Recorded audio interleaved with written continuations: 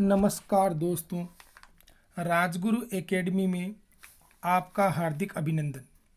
आशा करता हूँ आप घर पर स्वस्थ होंगे। आज हम संज्ञा से जुड़े 20 अति महत्वपूर्ण प्रश्नों पर चर्चा करेंगे जो हर परीक्षा के दृष्टिकोण से उपयोगी है। तो हमारा पहला प्रश्न है, संज्ञा का शाब्दिक अर्थ होता है। तो संज्ञा का शाब्दिक अर्थ होता है नाम, यानी कि नाम ही संज्ञा है। दूसरा प्रश्न है, संज्ञा के कितने भेद माने जाते हैं। तो इसका सही उत्तर है संज्ञा के 3 भेद माने जाते हैं।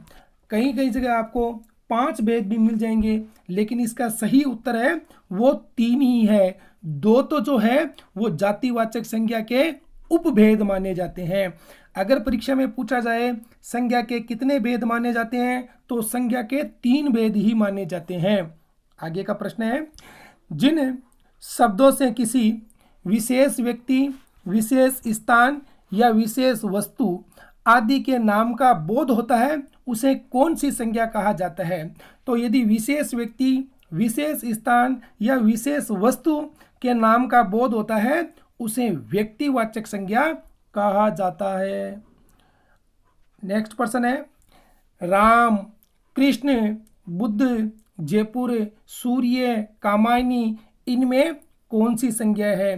तो राम अपने आप में विशेष है, कृष्ण अपने आप में विशेष है, बुद्ध अपने आप में विशेष है, जयपुर, सूर्य, कामायनी, ये सब अपने आप में विशेष है। और विशेष जो नाम होते हैं वो व्यक्तिवाचक संज्ञा के अंतर्गत आते हैं।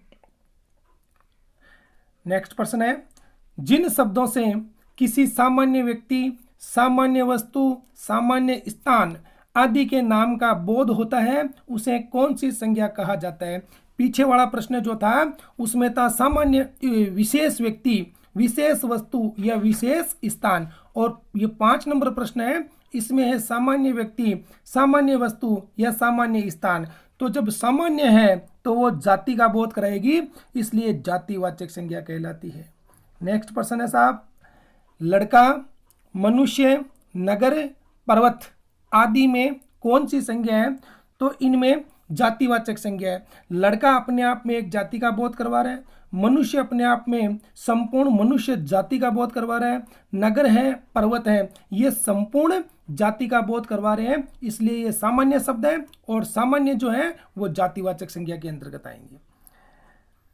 जातिवाचक संज्ञा के कितने भेद माने जाते हैं। तो जातिवाचक संज्ञा के 2 भेद माने जाते हैं।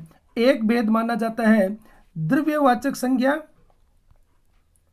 और एक माना जाता है समूहवाचक संज्ञा।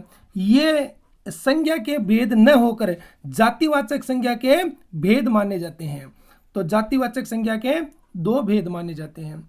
आगे का प्रश्न है, कौन सी संज्ञा का प्रयोग एक वचन और बहुवचन दोनों में होता है।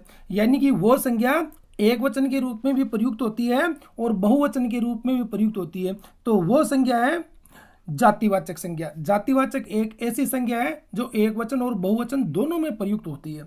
आगे का प्रश्न है, ऐसी कौन सी संज्ञा है जिनको हम कभी गिन नहीं सकते। अति महत्वपूर्ण प्रश्न है, ऐसी कौन सी संज्ञा है जिनको हम कभी गिन नहीं सकते। तो द्रव्यवाचक जो संज्ञा है इनको हम गिन नहीं सकते, बल्कि नाप और तोल सकते हैं इसको। आगे का प्रश्न है, सोना, चांदी, पानी, दूध आदि में कौन सी संज्ञा है। तो ये जो संज्ञा है वो द्रव्यवाचक संज्ञा के अंतर्गत आती है। इनको हम गिन नहीं सकते, बल्कि माप तोल सकते हैं। परिवार, संघ, समिति, कक्षा, टोली आदि में कौन सी संज्ञा है। परिवार, संघ, समिति ये सब एक समूह का बोध कराने वाले हैं, इसलिए यह समूहवाचक संज्ञा के अंतर्गत आते हैं। आगे का प्रश्न है, भारतीय सेना बहुत शक्तिशाली है। वाक्य में सेना कौन सी संज्ञा है। तो जो सेना है वो एक समूह का बोध कराने वाली है, और यह समूहवाचक संज्ञा के अंतर्गत आती है। जिन शब्दों से किसी अवस्था, दशा, स्थिति, गुण, दोष, रंग आदि के भाव का बोध होता है, उसे कौन सी संज्ञा कहा जाएगा। इन्हें भाववाचक संज्ञा कहा जाएगा, क्योंकि ये भाववाचक जो संज्ञा होती है ये अदृश्य संज्ञा होती है, इनको केवल हम महसूस कर सकते हैं, इन्हें हम छू नहीं सकते। तो ऐसी जो संज्ञा होती है वो भाववाचक संज्ञा के अंतर्गत आती है। आगे का प्रश्न है प्रश्न नंबर 14, दया, करुणा, प्रेम, ईर्ष्या आदि में कौन सी संज्ञा है? तो दया है, करुणा है, प्रेम है, ईर्ष्या है, इनको केवल हम महसूस कर सकते हैं, इनको छू नहीं सकते।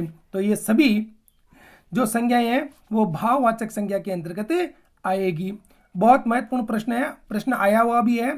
क्रुद्ध, क्रोधी, क्रोध, क्रोधित, इनमें से किस शब्द में भाववाचक संज्ञा है? तो इनमें से जो क्रोध है वो भाववाचक संज्ञा के अंतर्गत आएगा। आगे का प्रश्न है साहब, झूठा आदमी विश्वास के योग्य नहीं होता, इस वाक्य में जो ये विश्वास है उसमें कौन सी संज्ञा है? तो विश्वास एक ऐसी संज्ञा है जिसको हम केवल महसूस कर सकते हैं, इसको छू नहीं सकते, इसलिए भाववाचक संज्ञा के अंतर्गत आएगी। आगे का प्रश्न है, भाववाचक संज्ञा का निर्माण कौन से यौगिक शब्दों से होता है? बहुत महत्वपूर्ण शब्द है। भाववाचक जो संज्ञा है उनका निर्माण जातिवाचक संज्ञा से होगा, उसका निर्माण सर्वनाम से होगा, क्रिया, विशेषण और अव्यय, इनसे भाववाचक संज्ञा का निर्माण होता है। आगे का प्रश्न है, परिष्कृत और परिष्कार में कौन सी संज्ञा भाववाचक संज्ञा मानी जाएगी? तो जो परिष्कार है वो भाववाचक संज्ञा के अंतर्गत आएगी। प्रश्न नंबर 19 है, संज्ञा की रूप रचना के आधार माने जाते हैं। तो संज्ञा एक विकारी शब्द है और इसमें लिंग, वचन और कारक, इनकी वजह से इसमें परिवर्तन आ जाता है, इसके रूप में परिवर्तन आ जाता है। तो इसके रूप रचना का जो आधार है वो लिंग, वचन और कारक माने जाते हैं।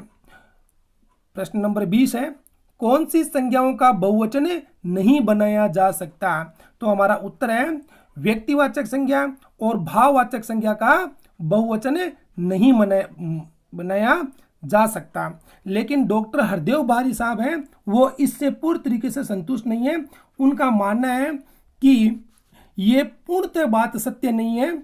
जैसे भाववाचक संज्ञा हो गई ईर्ष्या, इसका बहुवचन बनाया जा सकता है, जैसे ईर्ष्याएं, ये इनकी बहुवचन बनाया जा सकता है इसका।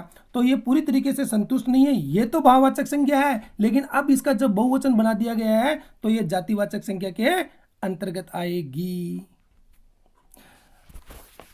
अगर आपको मेरे द्वारा किया गया प्रयास अच्छा लगता है तो कमेंट्स बॉक्स में जाकर इसकी जानकारी मुझे अवश्य देवें। मैं आगे भी ऐसे उपयोगी प्रश्न आपके लिए लेकर आता रहूँगा। बहुत बहुत धन्यवाद।